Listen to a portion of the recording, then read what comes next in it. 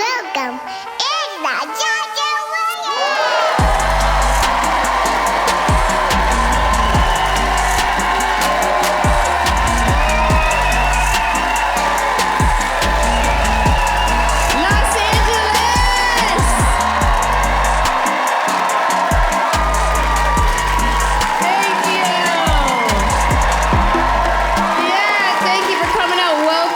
My 7th hour special. It's incredible. Make some noise if you have been to one of my shows before. Anybody here been to one of my shows? Thank you so much for coming back. That's incredible. Anybody here your first time? First time. Oh. Thank you for coming out. Listen, whether it's your first time or your 5th time at my show, I'm gonna treat y'all just like I treat my family. I really will. I'm gonna start a group text with you in it. I'm gonna start a second one without you. Then I'm gonna talk about you in the wrong group text. You ever do that? Send a text about somebody, but you forget they're in that text? I sent a text to my mom, my sister about my brother. I'm like, ugh, he's so annoying. Then my brother responds, who's annoying? Dad?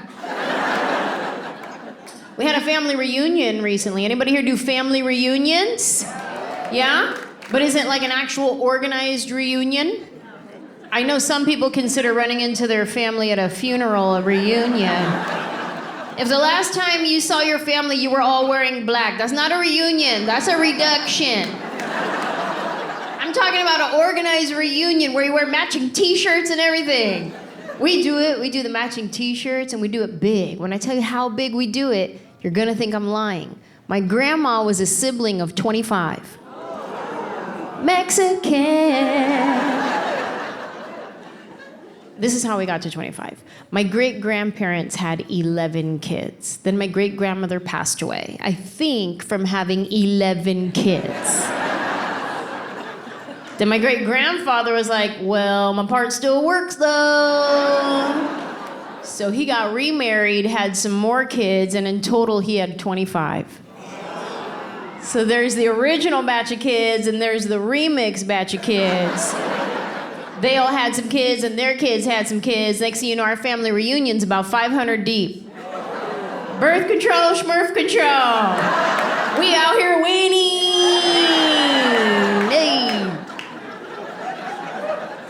If you've never been to a family reunion before, this is what you can expect. You play games, you eat good food, you see that one cousin you almost swiped right on. Yeah. When your family's this big, your dating pool gets smaller. I had 2 cousins match on an app. They didn't know they were cousins.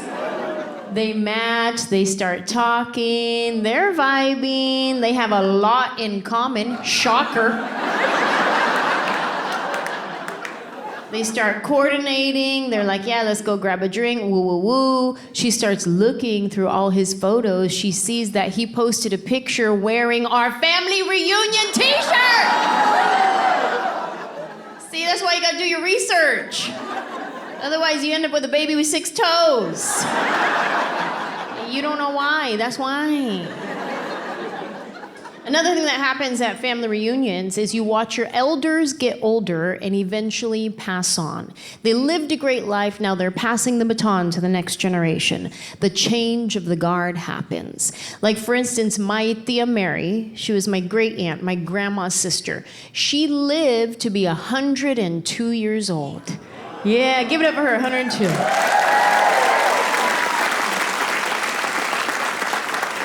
She can't hear you.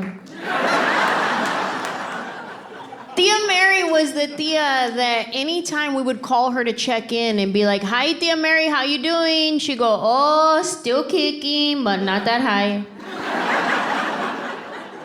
She'd always ask me about my tour dates and where I was going to next. And no matter what city I told her I was going to, she'd always respond the same way. With the weather the way it is. Bless her.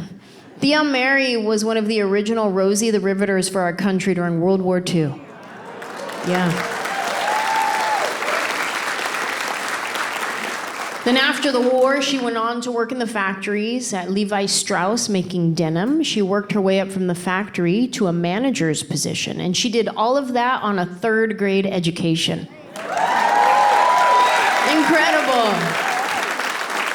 I come from an incredible family. I'm honored to be a part of this family. And my Tia Mary was the last of the original elders to pass on. So this was our first reunion without any of the original elders there. So here I am at my reunion looking around at my family like, wow, I am watching the change of the guard happen. Like here goes my one Theo who used to be running around with us kids playing all the games, and now he's walking real slow. And then there goes my one cool Tia she's the one who used to go out to the bars with all the young ones after. You know how everybody has that one wild Tia that's just down? Well, now she's in a wheelchair. So if that bar don't have a ramp, she ain't going. So here I am at my reunion looking around at my family like, wow, I am watching the change of the guard happen right before my eyes. And right in that moment, I feel this little tap behind me and I hear this little voice say, "Excuse me, Tia?"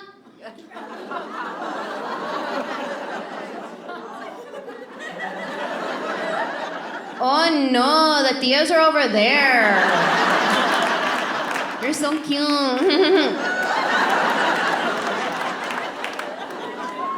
I realize I'm not just watching the change of the guard happen, I am a part of it. I am now the Tia. And it's not even that I'm just now the Tia, it's like, girl, you're in your 40s, you've been the Tia. What do you mean just now? You see that eyelid, how it used to be up here, but now it's low, like that? Girl, that's a Tia eyelid. What do you mean? I've been fighting my transition into my Tia era. I don't know how to do it. Do I have to start wearing powdery perfume now? Is there anybody else here in your Tia or Theo era? Anybody here? Yeah? If you're not sure, smell yourself. Do you smell powdery or spicy? Man, are you wearing Drakkar? Then you are a Theo. And this is not just for Latinos. You could be white, black, Asian, whatever. This just means you're in your auntie and uncle era. It means you're too old to be young. But you're too young to be old. Yeah. You're just here. I'm fighting my transition. Although I will say this, there is one thing I have been looking forward to. I have been waiting a long time to start calling people mija and mijo. Latino culture, that's what we call the young ones. The young ones are mija and mijo. Well, I always thought I was too young to say it. You know, like I'm not gonna call you mija, I'm mija.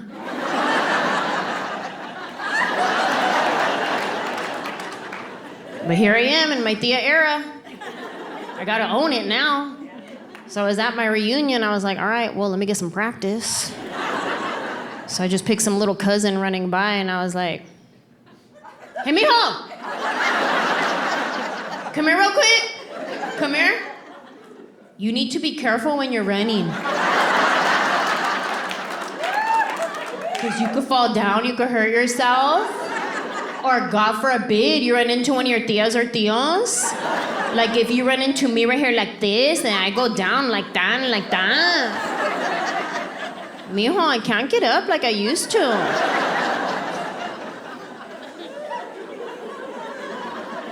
I liked it. But here's the real Tia test. If you can mija and mijo one of the older kids, you know what I mean? Like one of the 20-something-year-olds. I was like, all right, let me see if I can pull it off. So I picked one of the older cousins, and I was like, so mija, what are you studying in school? Part of me wanted her to respond with, why are you calling me mija? Just so I could be like, I knew I was too young to say it. You see it too, right, Auntie Young? But she did not.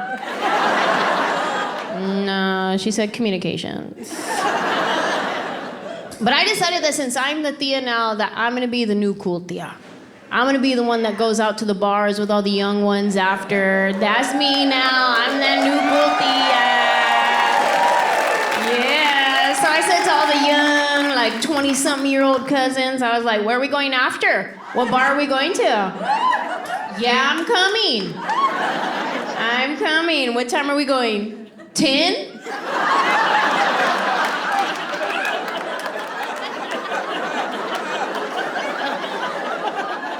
10 p.m.? No, I didn't know if you meant brunch tomorrow. I didn't know. Yeah, no, 10 p.m. I'm usually like barely getting out the shower at 10, so I'll probably just meet you guys there.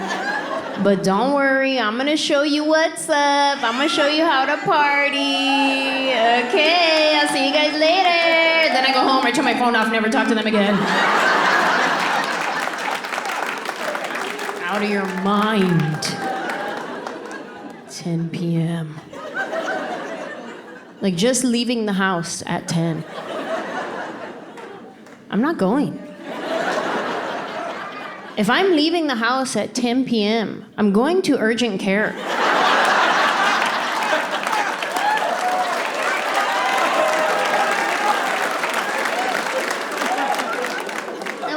I do late shows, you know, like after this, I'm doing another show after this. Starts at 8 o'clock. Damn!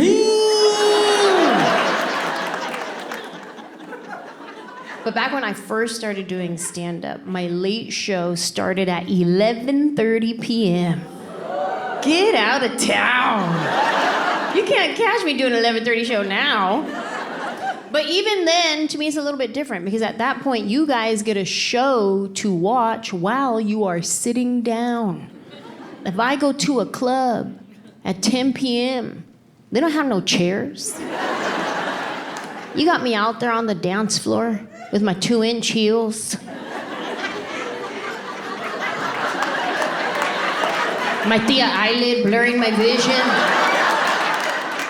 My 40-something-year-old knees out there trying to keep up with these young bucks like, hey, pa, hey, pa, hey, pa, pa, pa, hey, hey, hey, hey.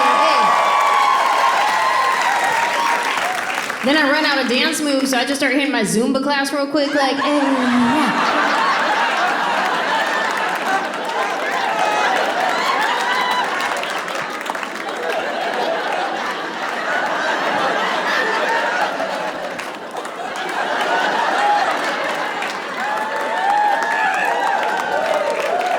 Then 10 minutes later, I need to rest. They don't have no chairs.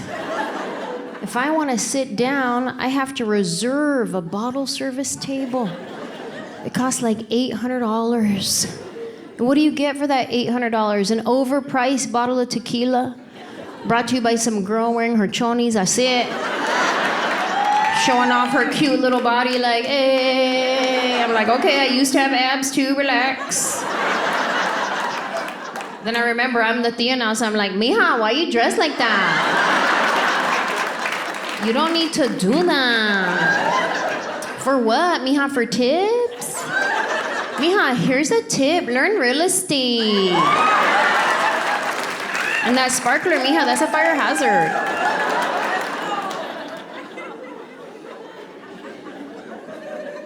And I'm sure because I'm the tia now, they probably expect me to pay for this. But you know what? This ain't Chuck E. Cheese no more. I'm gonna need y'all to pitch in. You know what? This music's too loud. Let's turn it down. I'm hot. Give me a fan. My eyelid's like, girl, time to go home.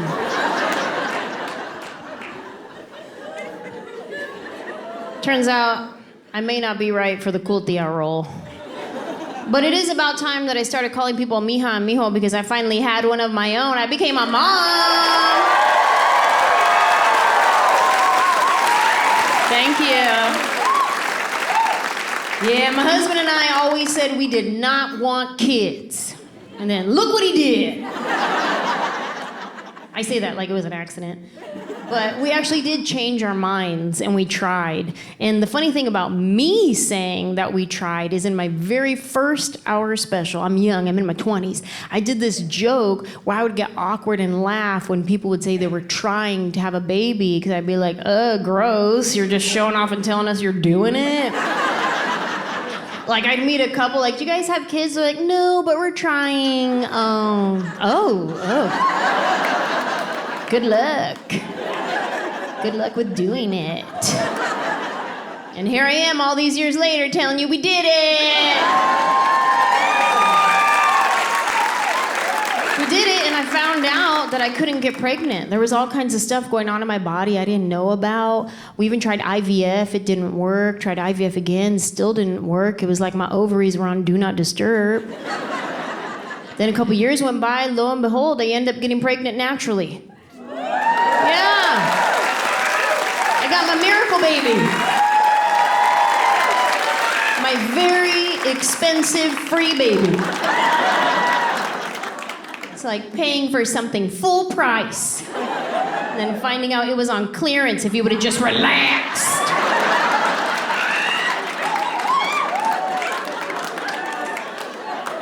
I waited a long time to have a kid. I had my first and only kid at 41. Yeah. That's wild to me. Because, like, all my friends from high school, they had their kids in high school. Yeah, they were hoes. But they were my hoes. Those were my hoes. We went to school together until they got pregnant, then they had to go to special school. Did you guys have special school where you grew up? Yeah, it's like where if a girl gets pregnant, she has to transfer and go to this school over here where they have a daycare on campus. So you could drop off your baby before first period. And most of the babies in there were named Angel. I had my first kid the same time my friends are having grandkids. It's true. I posted a picture of my daughter, same day my friend posted a picture of her grandson. People receive this information differently. With her, they're like, you're a grandma? No way. And with me, they're like, you just had your first kid? No way. Why? I said, because I wanted to wait until I was considered geriatric. Because that's what happens if you get pregnant after the age of 35, they consider you a geriatric pregnancy. How rude. There are pros and cons to waiting this long to have a baby. Pro, I lived my life. I traveled. I did what I wanted to do. I had a good time. Hey.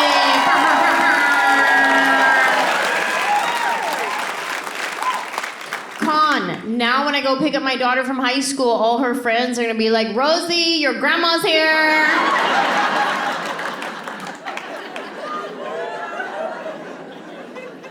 Doctors would ask me like, oh, geriatric pregnancy, do you have any concerns? I was like, I do, actually. What if I have an ugly baby?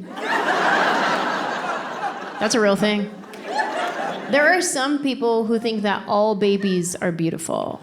I am not one of those people. I have seen some ugly babies. Some of my friends had ugly babies.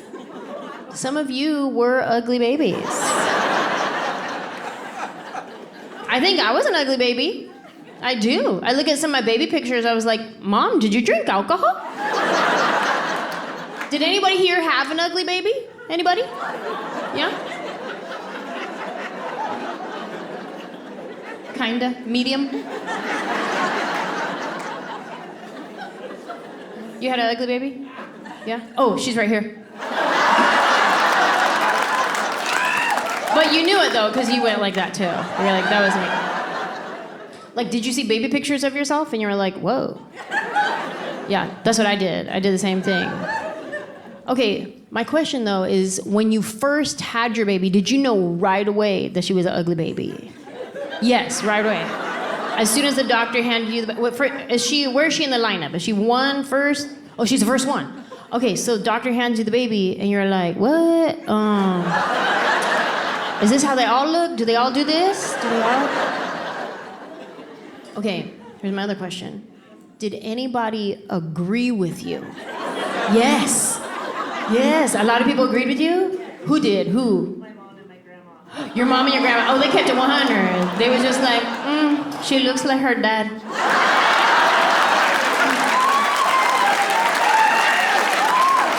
And that's her dad's side of the family. I told all my friends, I was like, look, when I have this baby, I need y'all to keep it 100, okay? I need y'all to let me know, do I post a picture or not? Because the internet is a mean place. I said, I don't know if I'm gonna be blinded by love. I don't know. I need y'all to keep it real for me. You know what I mean? Because like even right now, I think there might be some people here blinded by love. Because I was like, who here had an ugly baby? Maybe 3 people raised their hand. There's at least 400 of you in here right now. The math ain't mathin'. So that means that either some of you are lying or some of you don't know that you had the ugly baby. There's an ugly baby test. Did you know that? Yeah, this is how you take the test. Think back to when your baby was a baby. If you showed a picture of your baby to someone and they said, "Aw," and that's it. They didn't follow up with any words. They didn't string together one sentence. She's so pretty, he's so cute. They just said, "Aw." You left them speechless. That was an ugly baby. If you showed a picture of your baby to someone and they gave you one of these, look at her. They didn't tell you what they thought. They told you what they were doing. They were looking at her. All of this is a distraction. Because that was an ugly baby.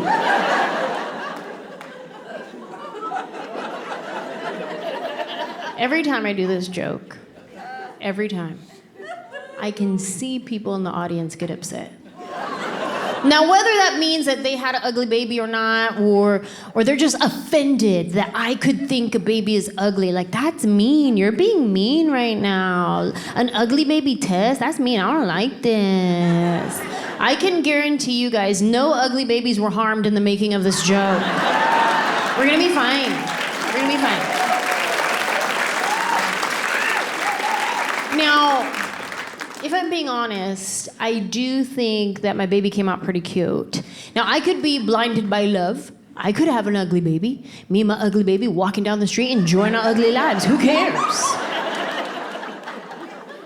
But I do think that my baby came out pretty cute. Although I will say this, when people first see her, they go, she looks just like you. I'm like, wait a minute, I was an ugly baby. Stand by.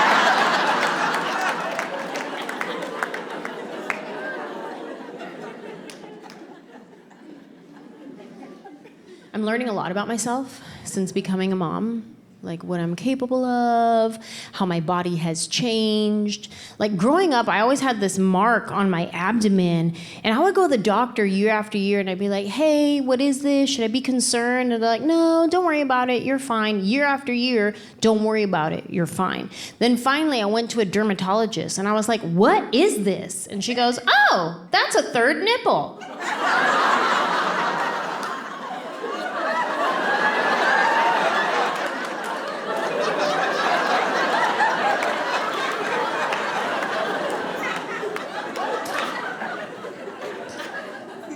I'm sorry, what? She goes, yeah, actually, it's pretty common. Anytime somebody tells you it's pretty common, you never heard of it, they're probably just trying to make you feel better. I said, wait a minute. So you mean to tell me this whole time I've been walking around at the beach in my bikini, just all willy-nilly, just out here being indecent, not even knowing. Imagine living your whole life with a major nip slip, didn't even know it. Now I know why when I was younger, I used to go to church camp. If we ever went swimming, they used to make us put a t-shirt on over our bathing suit just in case anybody had their nipple they didn't know about. We don't need anybody out here lusting. God forbid my third nip make a man stumble.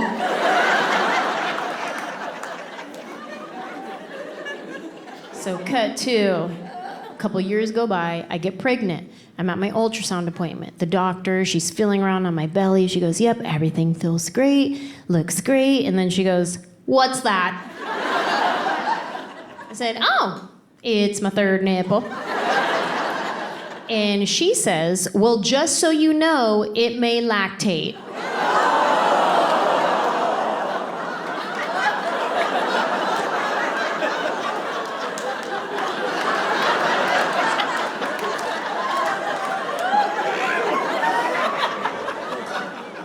I'm sorry, what? She goes, yeah, actually, it's pretty common. I said, wait a minute. So you mean to tell me that I can feed a kid from 3 options? Am I having a kid or am I having a kitten?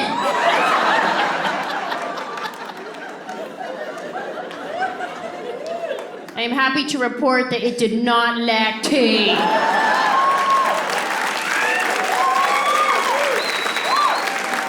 Thank God.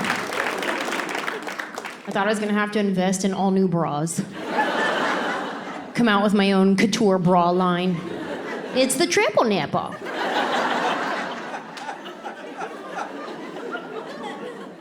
I can honestly say that before I became a mom, I didn't have enough empathy for moms. Where are all the moms at? Moms in the house, make some noise! Amazing! You gave yourselves a night out. Good, you deserve it. My apologies for not understanding you sooner. I didn't get it. Now that I know better, I wish I could go back in time and do better and show up differently for my friends and family members that were having babies. I just didn't get it. I didn't understand the struggle of a mom, the things that moms go through and deal with. I didn't understand. Like breastfeeding, I thought that that was just a natural thing that every mom would just know how to do. Like if you got pregnant and you made milk, then you just feed your baby and boom, baby latte. Turns out, no, it's actually a skill that you need a master's degree in. And you earn this degree in the middle of the night.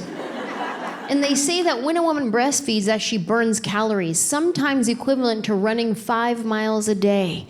So we go from birthing a human to sports activities. I didn't know I was signing up for boob CrossFit. Then I started feeling a lot of pain in my hand and my thumb started to lock up. I couldn't bend my thumb. I went to the doctor. They diagnosed me with trigger finger. I had to get a cortisone shot in my thumb because I got an athletic injury from breastfeeding. It is wild out here in these motherhood streets. So if you're keeping track at home, I have a thea eyelid, a third nipple, and trigger finger. Living the dream.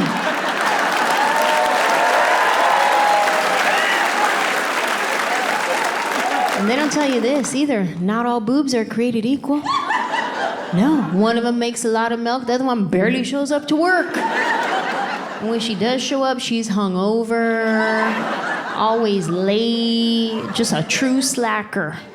It's like one of my boobs graduated summa cum laude. The other one's still working on her GED. She's over there at special school. And then, sometimes they switch it up on you. They wouldn't even tell you about it. But all of a sudden, my GED boob, she'll be like, yeah, I never went to university, but I've been running these streets for a minute. Watch me make something out of nothing. Boom, boom, boom, ounces. Then my summa cum laude boob, like, yeah, she graduated with honors, but I think her major was like theater. They don't tell you how hard it is. When you're first learning how to do it, it's hard, it's painful. Just walking to the bathroom would hurt. I was like, man, I don't think I could jump ever again. God forbid I walk with too much joy. People would ask me if I missed my old life. You know, because I waited so long to have a baby, they want to know, do I miss the old life? I can honestly say no, I don't miss my old life. I do, however, miss my old boobs. Oh yeah, all my friends told me, they were like, hey, if you breastfeed, things are gonna change. I was like, I wanna breastfeed, I don't care. Turns out, I care. You know who else cares? My husband. Yeah. My boobs are like a soldier who's gone off to war. Before I had a baby, if I ever took my shirt off in front of my husband, he'd be like, "Hey, sailor." Now he's like, "Thank you for your service."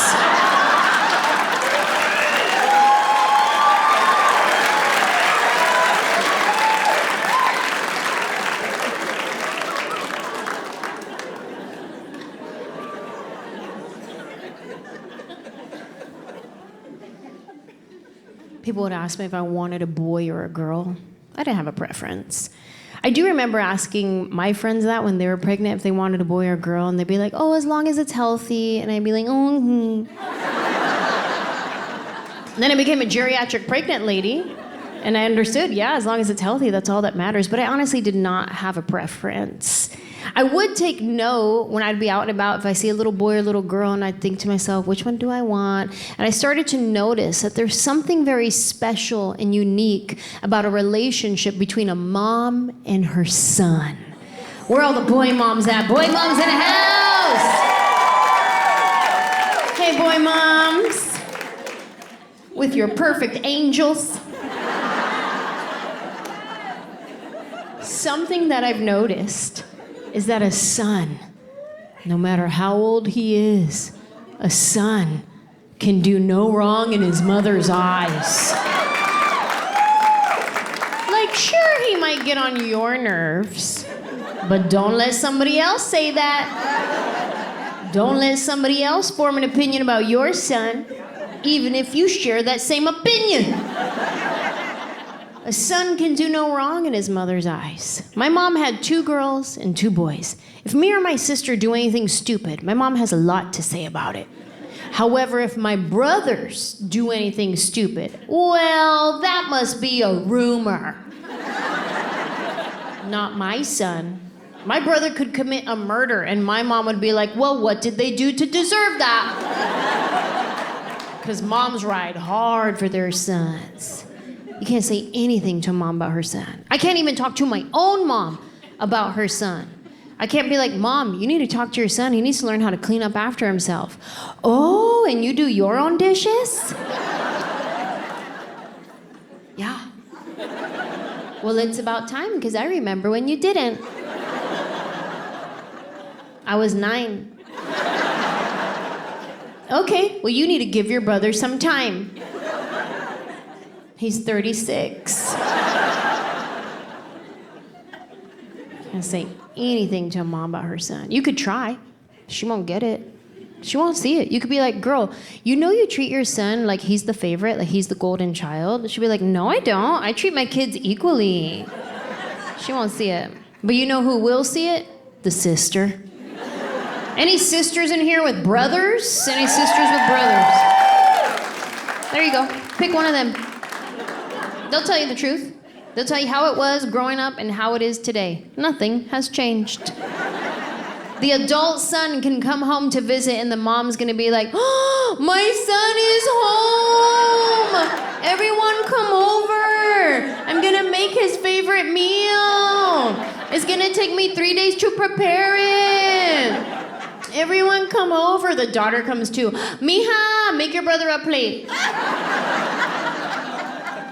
Growing up, it could be the same situation happening with the son and the daughter. They're going through the same thing, but mom's gonna handle it differently for both. The son, he's in a bad mood. "Mijo, what's wrong? You're upset? Do you wanna talk about..." "No." "Okay, maybe just go lay down, put the fan on, because when the fan hits you in the face, you'll feel better. Just go rest, mijo."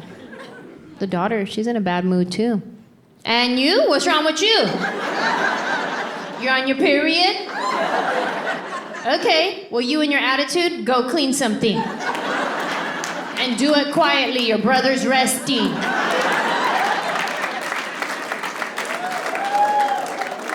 There's some boy moms in here right now that are like, that is not true. But then when you think about your son's dad and his mom, all of a sudden, it's a little bit true. Because I see it with my husband and my mother-in-law, too. He's the golden child. She's very proud of him, as she should be, because that's her son. But sometimes I think she likes to give him a little too much credit for things. Like with our daughter, when they first came to the house to meet the baby, my mother-in-law says to my daughter in her very thick Puerto Rican accent, she says, "Hola, mami, you so beautiful. You look just like you daddy. You look like you daddy only. You so beautiful. You just want to be with you daddy, huh? You want to be with you daddy."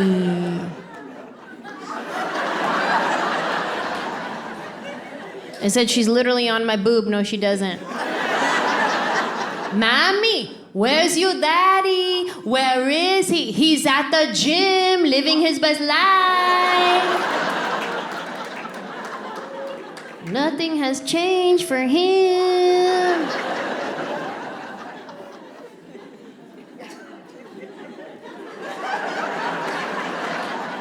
All right, Los Angeles. Maybe there are some moms in here who might relate with what I'm about to say next. And maybe there are some moms who are like, "No, that wasn't my story." That's okay too. All I can do is tell you what happened to me. I don't know what happened. But this is what happened. As soon as we had the baby, something shifted. Something changed. And all of a sudden, my husband just annoyed me. Can any moms relate to that?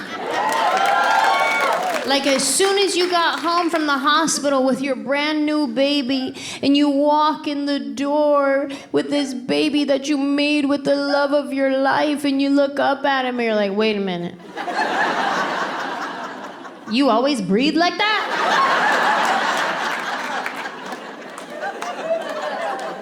Like that's how you always did it? Ugh. My postpartum hormones had me angry for no reason. Like there's stuff my daughter could do is adorable. If my husband does it, opposite day. Like when my daughter eats, she makes a mess. There's food all over her face, it's in her hair, it's everywhere, and it's the cutest thing I've ever seen in my entire life.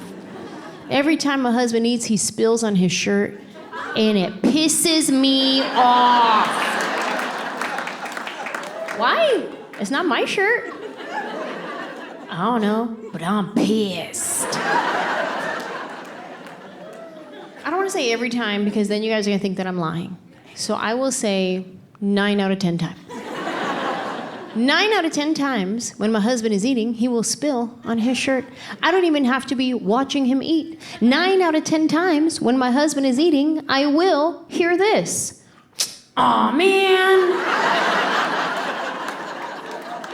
And I'm pissed.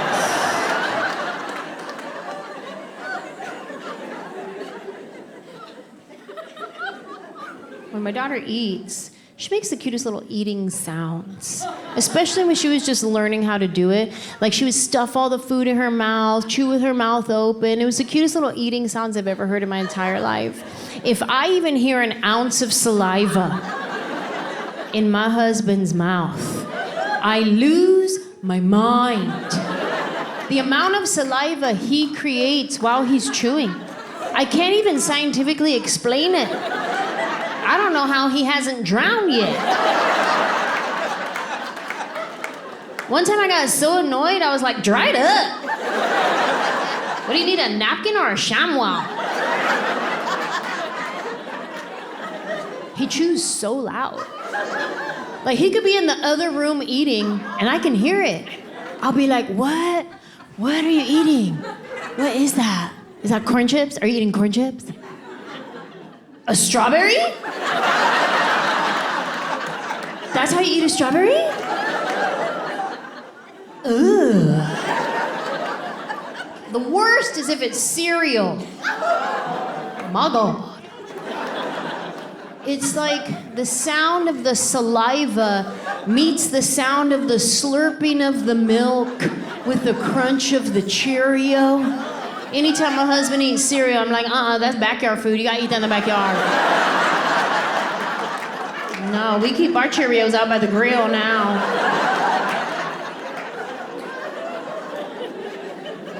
And I feel bad because he's not doing anything wrong. Like, if anything, he's just trying to help. He's like, babe, is there anything you need? Is there anything you want me to get? I'm like, yeah, can you get out the way? He said, babe, give me a kiss. Oh my God, so many kisses today, wow. He said, babe, when are you cleared for sexy time? 2027.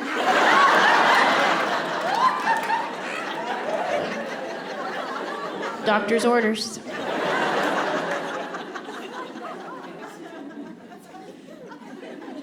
I slept with a maternity pillow. You guys know what that is? That big U-shaped pillow. It's supposed to be like when you're pregnant, you sleep on your side so your belly can rest on the pillow. The long part of the pillow goes between your legs and it helps your hips to stay in alignment. It's the best sleeping apparatus for a pregnant lady. Well, after I had the baby, I kept the pillow. And after a while, my husband was like, hey, so, when are you gonna get rid of that pillow? I said, what pillow? Oh, the big pillow that's in the way. When are you gonna get rid of it?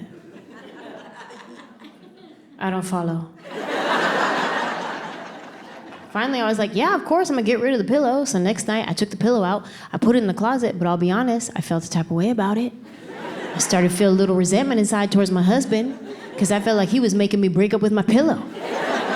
Because the next night I got in the bed and I was like, well, how do I sleep now? I don't even know what to do. What do I put between my legs? And my husband was like,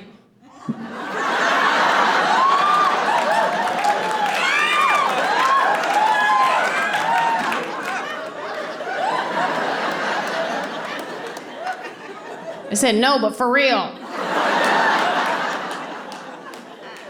Listen, I make jokes about my husband, but being fully honest, my husband is top notch, top shelf. Let me tell you, I got a good one. I'm very grateful for my husband.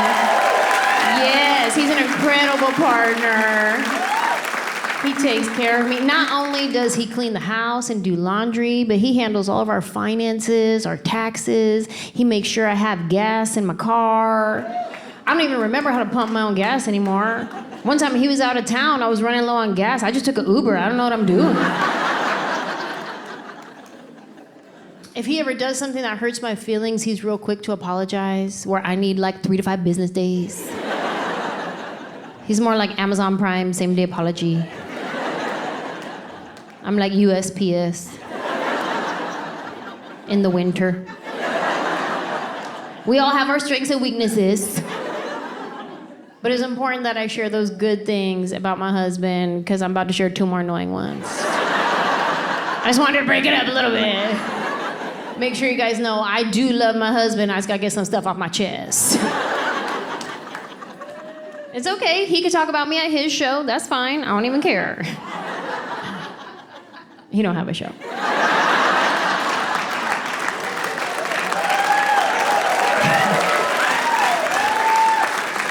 I'll tell you what really grinds my gears. When I would wake up in the morning, especially early on in those postpartum days, after a night of breastfeeding, pumping, every 2 hours, I'd wake up and say, I'm so tired. And my husband would dare to say, me too. Oh, he was trying to fight. I said, me too? Oh, like your 2 nipples that did nothing while my 3rd one is chafing? Wow.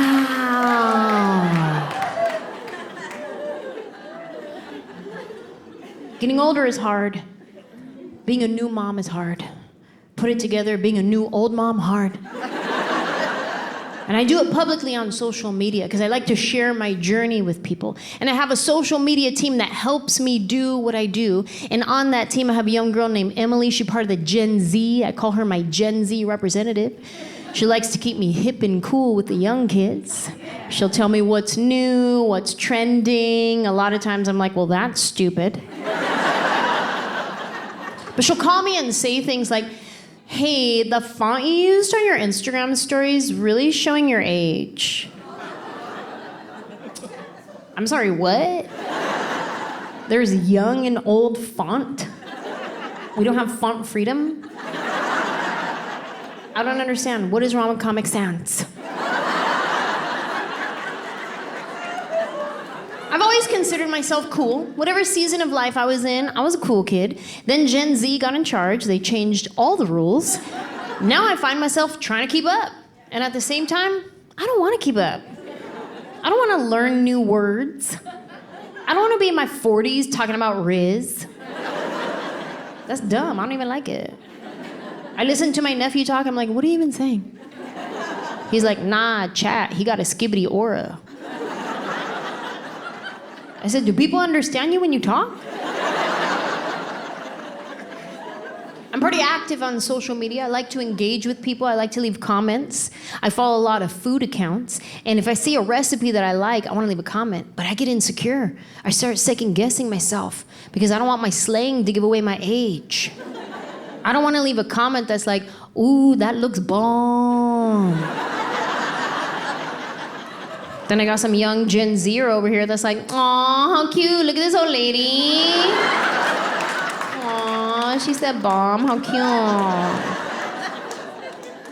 But I'm gonna say bomb forever. You know what else I'm gonna say forever? Dope. I'll be in my 80s talking about that's dope. Think back to when you were in high school. Back in your heyday. Imagine yourself back in high school, hanging out with your friends. Maybe you're hanging out at your favorite table in the cafeteria. Maybe you're by your locker. Maybe you're in your favorite area of the quad. Just imagine yourself back with your friends in high school. Okay, now tell me, what is a slang word from your day that you used to say in high school? Wicked. Wicked. Lit. What is it? Tight. Fresh, groovy, sick, dude, gnarly, rad. How about this one? You guys remember this one? Psych. Remember psych? Bro, psych is such a solid slang word. I don't know why we stopped saying that. It's so good. You know what's very similar to psych? Not. Remember not? Remember you'd be like, Mom, I'm gonna go clean my room. Not. Remember? Whatever. Gag me with a spoon. Remember gag me with a spoon? Why were we so violent?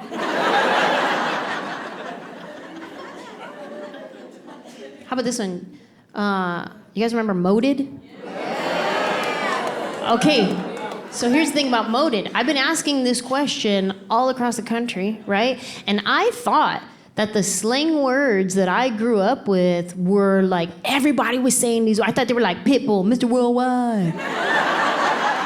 I thought everybody was saying these slang words. Turns out, not real regional, okay? Because I was in Connecticut, and I was asking people about their slang they used to say, and I was like, you guys remember Moded? And they're like, cricky, cricky. They never even heard of it. Okay, how about this one? How about, let's say you're in high school, and you hear about two of your friends that were hooking up. What would you call that if they were hooking up? Scamming. Scamming, macking, messing, necking, talking. Hooking up? Yeah. See, I was in Connecticut and I was like, you guys remember scamming? They were like, cricket, cricket. And I was like, you guys didn't say scamming or macking? Well, what did you say? They were like, hooking up. I was like, oh, boring. Y'all didn't come up with names? These are good ones, you guys.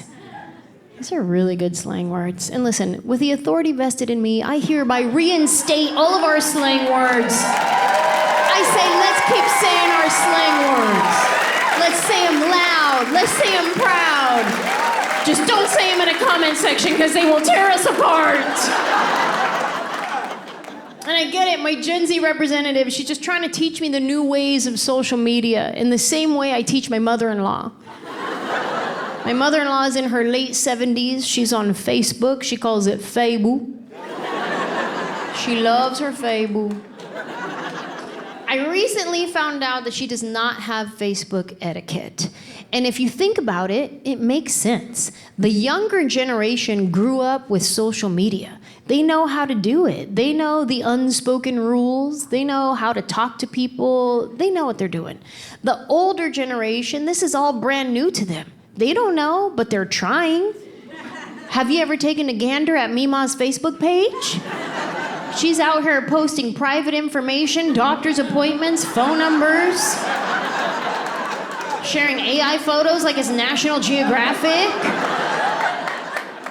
They don't know what they're doing, but they're trying. I found out my mother-in-law didn't have the etiquette, and this is how I found out. We were watching one of her telenovelas, one of her stories, and she starts giving me the inside scoop on the show. Not the storyline, not the characters.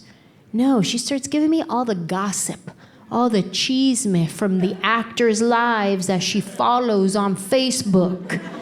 She starts filling me in. She goes, okay, this guy, he cheating in his wife with this woman, and then his wife, la esposa de Levi, she's saying that this woman breaking her marriage. But that's not true.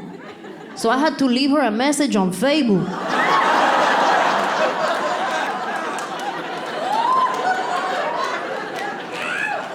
I say, you had to what? What'd you do? I had to leave her a message on Facebook. I says to her, I say, hey, please, why you saying this woman breaking your marriage when that's not true because your husband have 3 other women? I said, oh my God, Carmen, you did not say that. She goes, yes, I did. I said, who else are you messaging? Patrick Mahomes. I said, Patrick Mahomes? What are you saying to Patrick Mahomes? Oh, you know, have a good game, you can do it. I said, oh, all right, well, that's nice.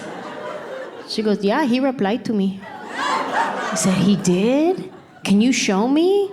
She shows me his reply. Sure enough, she's messaging a fake page. Now I got a dilemma. Do I break her heart and tell her the truth? Or do I let her believe that she has her own friendship with Patrick Mahomes? Where they have their game day ritual. Where she leaves him a message on Facebook and he says, thanks, Carmen, we couldn't do it without you. I wanted to let her have it. I really did. But unfortunately, there's a lot of scammers out there. And God forbid, Patrick Mahomes needs some money one day. I'm gonna need my little Carmelita to know not to empty out her savings account for Patrick Mahomes. I had to tell her the truth. I was like, Carmen, look, this is not the real Patrick Mahomes, okay? You see how this page has a blue check mark? That means that's an official page. You see how there's millions of people who follow this page and only 237 follow this one? That's 236 other Carmens out there.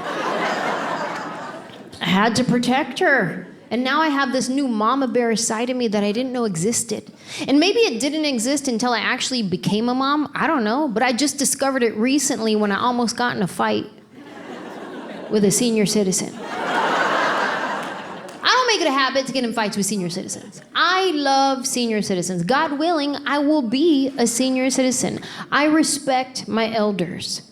But this one was different. I don't know what happened. But this is what happened. We were on a flight.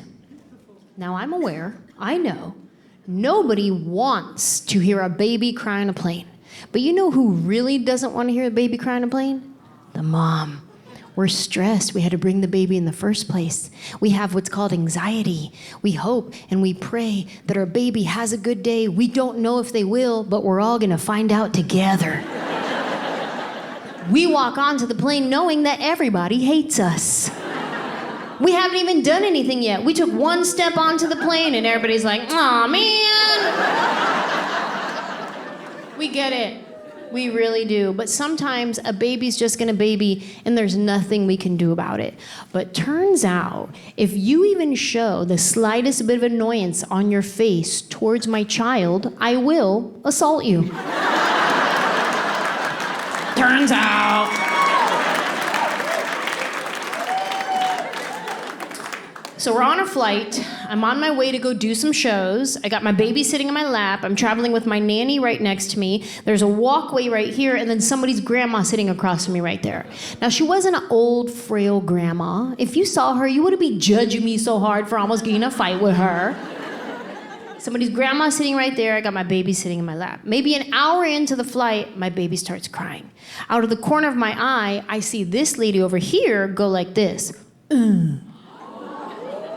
And at first, I was like, oh, that wasn't about us, was it? I see she's texting on her phone. I said, oh, you know what? She probably got a text message that she didn't like, and that's why she did that.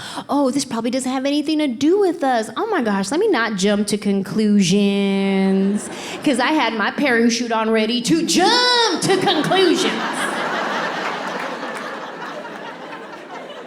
I said, you know what? That probably wasn't even about us. Let me just mind my own business. Maybe another hour goes by. My baby starts fussing again. Sure enough, this lady over here, and all of a sudden, the blood in my body begins to boil. My third nipple is on fire. The blood is rising through my chest into my face. The hair on my head is standing up. Fur is growing on my arms. Claws come out of my hands. I'm like, oh no, what's happening? Is this how I get a felony? I turn to my nanny next to me, partly to warn her for what's about to go down. The other part is I'm engaging to see if she has my back. I turn to my nanny. I say loud enough for the lady to hear me. I said, okay, look. There's a lady over here that every time my baby fusses, she huffs and she puffs. Well, she got about one more huff and one more puff before this flight's about to get rough.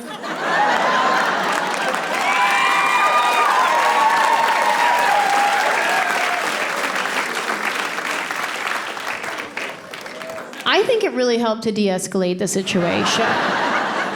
Because by the time I turn around, this lady's now playing peekaboo with my baby, like, woo-hoo,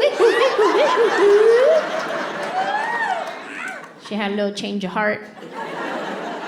She also ordered about 3 plastic cups of wine. I said, okay, maybe grandma just needed her juice. But I thought it was wild that my body felt like it was losing control in rage, all because an old lady went like this. Imagine the day when my daughter's at the playground and some little kid pushes her. Parents, help me. How do you not fight a kid? I hope that I could be the type of parent that would see that situation happen and respond in a way that's like, oh, no, we don't push. We don't push. What's your name? Mijo, what's your name? Tyler, we don't push.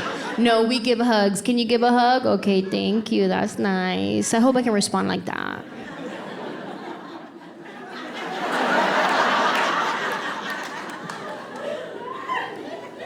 I don't think that's going to be my story. I think my story is going to end up on the 10 o'clock news. We're coming to you live from the scene at a local playground where a woman with superhuman strength has lifted a slide right out of the concrete.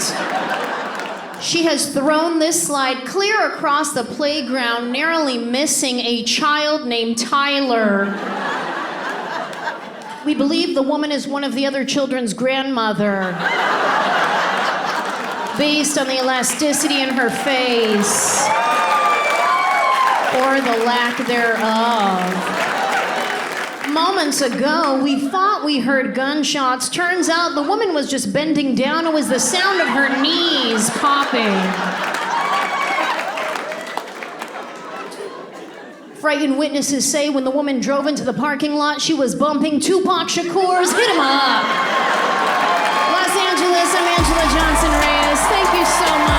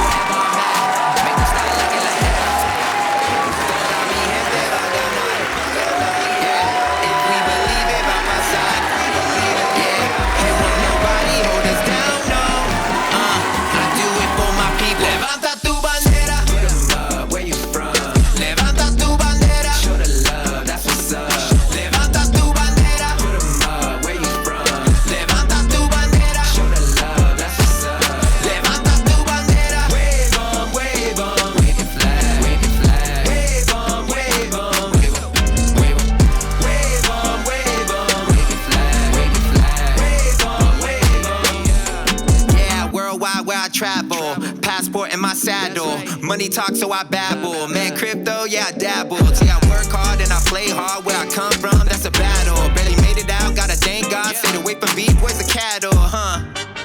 Toda mi gente va a ganar, yeah. If we believe it, va a pasar, yeah. And won't nobody hold us down, no. I do it for my people. Levanta tu bandera. Put 'em up, where you from? Levanta tu bandera. Show the love, that's what's up. Levanta tu bandera. Put 'em up, where you from? Levanta tu bandera. Show the love, that's what's up. Levanta tu bandera. Wave on, wave on. Wave your flag, wave your flag. Wave on, wave on. Wave on, wave on. Wave on, wave your flag, wave your flag. Wave on, wave on. Make sure you Oh, I didn't are down alcohol to rub it. 0. Once you're at 0, that means you've completed the full 300. You pull the pen cap, and this is where you keep the pen goes in. Goes Right underneath your belly button. like underneath or to left and right. It says underneath the belly button. Looking more like a little baby. Mm-hmm.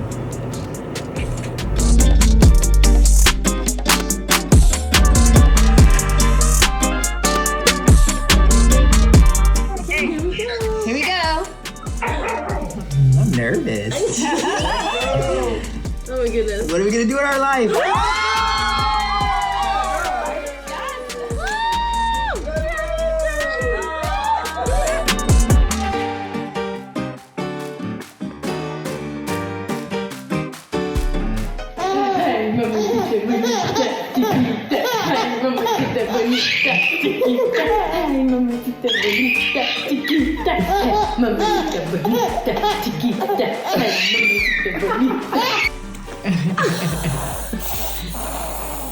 You got yogurt in your nose? Is that what that sound is? Más cream cheese? Más cream cheese?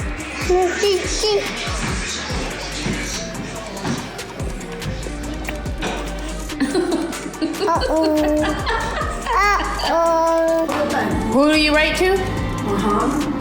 Mahomes? Quarterback of Kansas City Chiefs. You write him messages? I write him messages and they answer him. And he's, They answer you? What do they say? What does he say? well, I told him that, well, when the games are going to start, I says, good luck, guys. You can do it, and blah, blah, blah, you know. Yeah, And then I think it's his manager or something that answered me back. Oh, what do they say? Yeah, they says that thank you, and this is so and so because he doesn't accept messages straight to his page, but I can write to him in that page, and he answered me back. He says that thank you for being a true fan and everything. Yeah. Does he ever ask you for money? No. Okay, good. No. Close, and once it's full, feel free to close it. We also ask you kindly to place step out in the aisle